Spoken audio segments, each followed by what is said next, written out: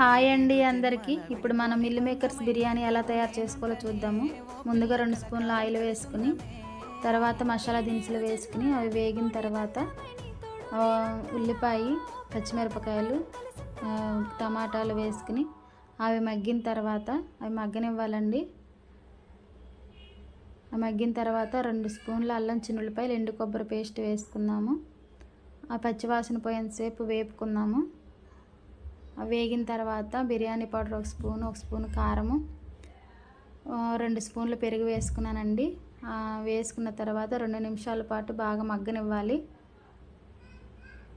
మగ్గిన తర్వాత 1 cup mill makers తీసుకున్నానండి.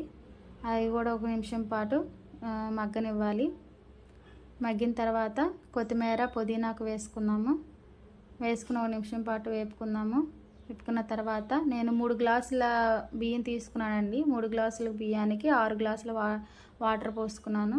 తగినంత సాల్ట్ వేసుకుని ఆ వాటర్ అనేది బాగా మరగనివ్వాలండి. మరిగిన తర్వాత బియ్యం అయితే వేసుకున్నాము. నానబెట్టుకున్న బియ్యం అయితే వేసుకున్నాము.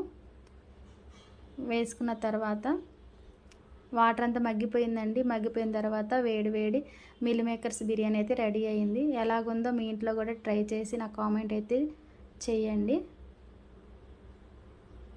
ఓకేనండి.